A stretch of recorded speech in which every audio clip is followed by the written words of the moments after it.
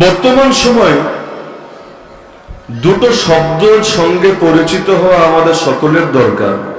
যেই দুটি শব্দের মধ্যে লুকিয়ে আছে বড় একটা বাস্তবতা, যেই বাস্তবতা যত তাড়াতাড়ি বুঝবো ইনশাআল্লাহ দুনিয়ার বুকে, তত তাড়াতাড়ি আমাদের পরিবর্তন আসবে ইনশাআল্লাহ। আল্লাহ তো মূলত জানিয়েছেন, ইন্নাল্লাহা লা ইউগাইয়িরু মা বিকওমিন হাত্তা ইউগাইয়িরু মা বিআনফুসিহিম। নিশ্চয় আল্লাহ কোন জাতির অবস্থা ততদিন পরিবর্তন করেন না যতদিন না তারা নিজেরা নিজেদের অবস্থা পরিবর্তন করতে উদ্যোগী হয়। সূচনা করতে হয় বান্দার, সমাপ্ত করেন আল্লাহ। ইয়া আইয়ুহাল্লাযীনা আমানু ইন তানসুরুল্লাহা ইয়ানসুরকুম ওয়া ইউসাব্বিত আকদামাকুম। হে ঈমানদাররা, যদি আল্লাহকে সাহায্য করার জন্য, আর আল্লাহকে সাহায্য করার মানে আল্লাহর দ্বীনকে সাহায্য করা, আল্লাহর নবীকে সাহায্য করা, আল্লাহ তাআলার নাযিল করা কিতাবকে সাহায্য করা, আল্লাহ তাআলার খাঁটি বান্দাদের সাহায্য করা। তো যদি তোমরা আল্লাহর সাহায্যে নেমে আসতে পারো, এগিয়ে আসতে পারো, আল্লাহ তোমাদেরকে সাহায্য করবেন, তোমাদের কদমগুলোকে অটল রাখবেন, অবিচল রাখবেন। ইয়া আইয়ুহাল্লাযীনা আমানু কুনু আনসারাল্লাহ। হে ঈমানদাররা, তোমরা আল্লাহর সাহায্যকারী হয়ে যাও। বান্দা যদি সূচনা করে, আল্লাহ সহিহ হাদিসে কুদসির মধ্যে রাসূল জানিয়েছেন, আল্লাহ বলে দিয়েছেন, বান্দা যদি তার দিকে এক বিঘত অগ্রসর হয়, আল্লাহ তার দিকে এক হাত অগ্রসর হন। বান্দা যদি এক হাত অগ্রসর হয়, আল্লাহ তার দিকে দুই হাত অগ্রসর হন। বান্দা যদি হেঁটে হেঁটে যায়, আল্লাহ তার দিকে দৌড়ে দৌড়ে আসেন। অর্থাৎ সূচনা করে বান্দা, সমাপ্ত করেন আল্লাহ।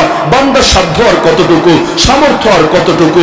যখন বান্দা আল্লাহ তাআলাকে পাওয়ার জন্য, তার সন্তুষ্টি অর্জন করার জন্য তার সাধ্যে যা আছে পুরোটাই ব্যয় করে, অতিরিক্ত আমলগুলোকেও আগ্রে ধরে, ওয়ালা ইয়াজালু আবদি ইয়াতাকাররাবু ইলাইয়া বিন-নওয়াফিল হাত্তা উহিব্বা ফাইযা আহবাবতুহু কুনতু সামাহু আল্লাযী ইয়াসমাউ বিহি ওয়া বাসারাহু আল্লাযী ইউবসিরু বিহি ওয়া ইয়াদাহু আল্লাতী ইয়াবতিশু বিহা ওয়া রিজলুহু আল্লাযী ইয়ামশি বিহি ওয়া লা ইন সাআলানি লাউতিয়ান্না ওয়া লা ইন ইসতাআযানি লাউঈদান্না।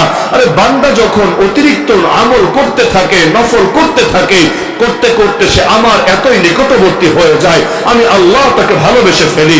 তখন আমি তার কান হয়ে যাই, যে কান দিয়ে সে শোনে। আমি তার চোখ হয়ে যাই, যে চোখ দিয়ে সে দেখে। আমি তার হাত হয়ে যাই, যে হাত দিয়ে সে ধরে। আমি তার পা হয়ে যাই, যে পা দিয়ে সে চলে। সে আমার কাছে যাই চায় আমি তাকে দিয়ে দেই। যত বড় মুসিবতে পড়ুক, সে যখন আমার কাছে আশ্রয় চায়, আমি তাকে আশ্রয় দিয়ে দেই। আল্লাহ আবার কিভাবে বান্দার চোখ হয়, আল্লাহ আবার কিভাবে বান্দার হাত হয়, আল্লাহ আবার কিভাবে বান্দার কান হয়।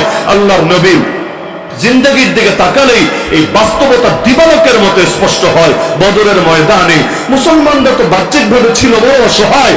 আল্লাহ নবী সাল্লাল্লাহু আলাইহি ওয়াসাল্লাম আল্লাহর উপর ভরসা করে, আল্লাহর কাছে দোয়া করে, হাতের মধ্যে এক মুঠো ধুলো নিলেন। এক মুঠো ধুলো নিয়ে কাফেরদের দিকে ছুঁড়ে মারলেন।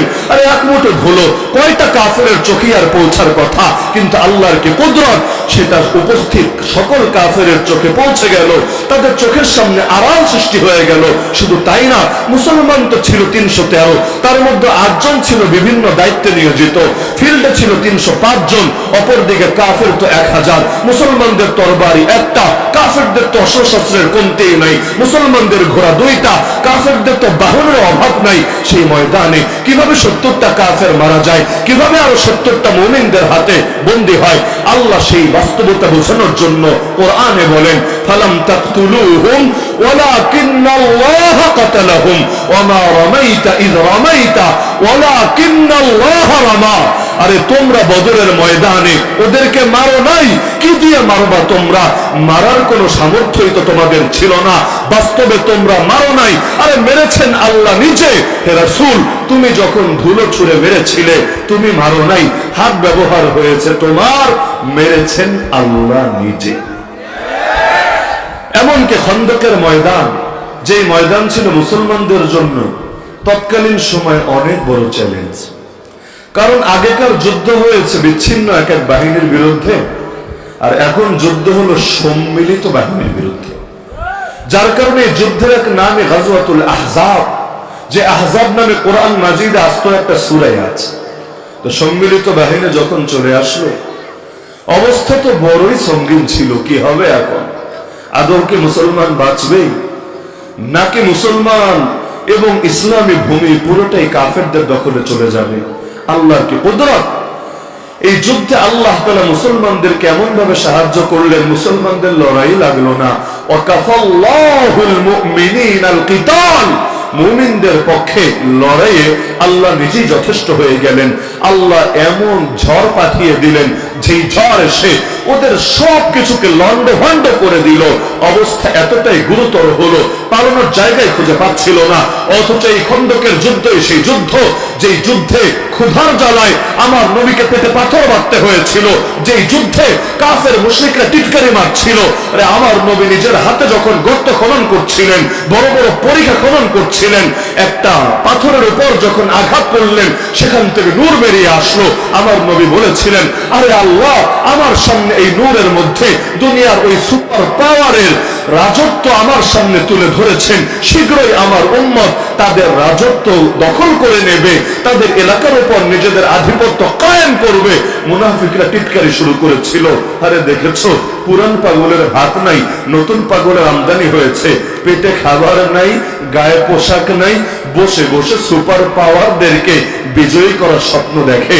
কিন্তু পাগলরা তো জানে না, ওরা হয় সুপার পাওয়ার, আমার আল্লাহ তো সুপ্রিম পাওয়ার।